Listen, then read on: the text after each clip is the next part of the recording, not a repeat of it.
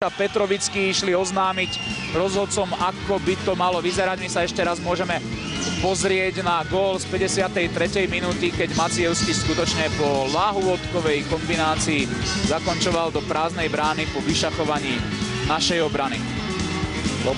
Opäť to bolo niečo podobné ako pri prvom góle. Čakali lotyšskí hráči do poslednej chvíle, čo spraví náš obranca.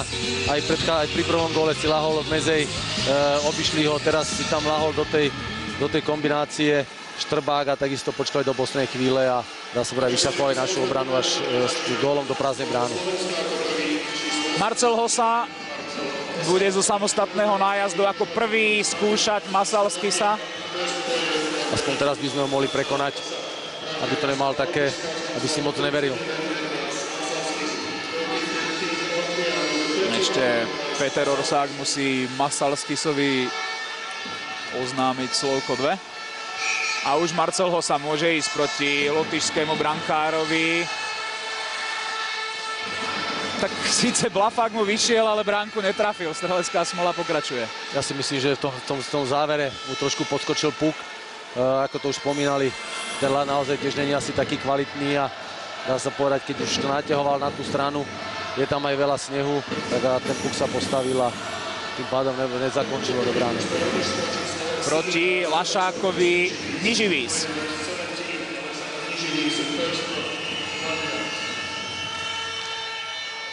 A Lotyši vedú aj po nájazdoch 1-0. Po prvej sérii Niživís teda strelecky úspešný. Myslím, že Jano Lašák veľmi dobre síce vykočoval dopredu, ale čo si všimol Niživís, že je naozaj veľmi, veľmi vysoko z brány a spravil Blafák a dá sa povedať, Janoško nestihol. Petrovický naznačoval strelu Blafák a potom strelou minul bránku. Dnes nám není asi súdené dať naozaj gól, lebo to už není možné, čo dokážeme zahodiť, keď zoberieme aj toto dva samostatné nájazdy, takže... Širokous proti Lašákovi úspešný nebol, takže ešte bude o niečom aj ten posledný nájazd. Širokous pri tom víťazstve s Dánmi 4-3 bol pri všetkých troch góloch počas 65 minút. 2 dal sám, na 1 prihral a ešte premenil aj rozhodujúci samostatný nájazd. Teraz Juraj Kolník môže ešte zmazať Masalskisovo čaro, nie. Tak to je naozaj neuveriteľné. Masalský si udržal čisté konto počas 60 minút a už teraz je isté, že ho nikto z troch Slovákov neprekonal ani v nájazdoch. Lotyši už vyhrali aj na tieto nájazdy, ale ešte to môže celé zvýrazniť Cipulis. Na jeho nájazde už ani tak nezáleží, spravil to ale naozaj fantasticky. Takže 0-2 výsledok aj po 60 minútach.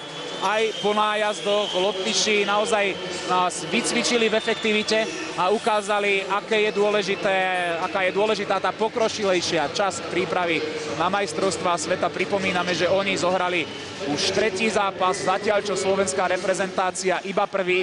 Napriek tomu 0 v kolónke strelených gólov, to je veľmi výrazne zdvihnutý varovný prst. Ja si myslím...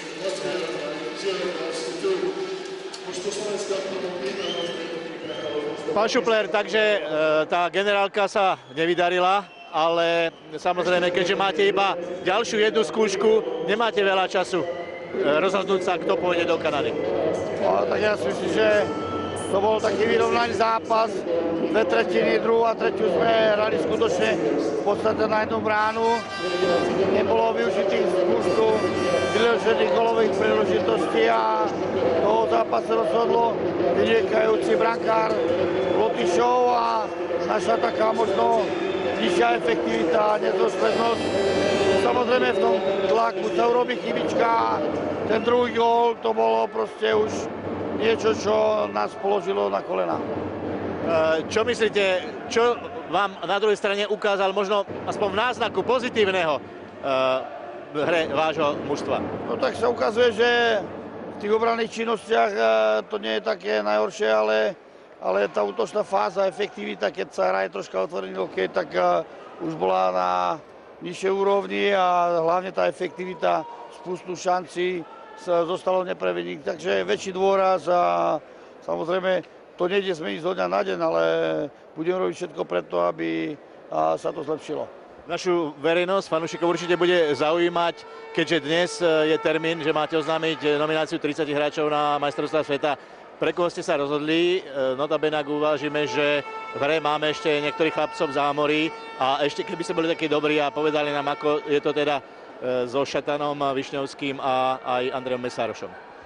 No tak v tomto prípade poviem jedno meno. Višňovský príde na majstrovstvá sveta s tým, že tú prípravu bude mať do začiatku majstrovstiev individuálne. On priletí do Halifaxu do 27. Čo sa týka Mira Šatana, tak prebiehajú naďalej také rozhovory, ale Miro má to veľmi zložité. To zranenie 10 dní nekorčuloval, takže tu šanca nejaká, aby sa to radikálne zmenilo, je minimálna. No a s Mesárošom v týchto hodinách Peter bude hovoriť teda, takže to je veľmi ťažké ešte povedať. No a samozrejme tých 30 hráčov netreba vidieť tak, akože to je už posledná možnosť. Tam vždy je nejaká taká varianta, že v prípade zmeny môže nastať ešte nejaká minimálna zmena medzi určitými kandidátmi, ale ja si myslím, že to dnes ako nie je celé uzavreté a máme ešte niekoľko hodín a ja si myslím, že to nie je tak dramatické, že už teraz musíme presne povedať, že čo a ako. To znamená, že nominácia Mira Šatana je ešte stále otvorená, teda že v prípade, že by ste uvažovali, že by mohli, nechali by ste to jedno miesto aj pre neho rezervované? No to uvidíme, ale viac my to vidíme ako nie. Ešte posledná otázka. Čaká nás o týždeň Slovinsko. Je ešte niekto z kádra, ktorý sa dnes nepredstavil, ktorý má možno reálnu šancu sa predstaviť v tom zápase a eventuálne ísť aj na ten šampionát? No tak samozrejme vo Švédsku ešte hraje Rastostania a Majecký, v Nemecku Čiernik.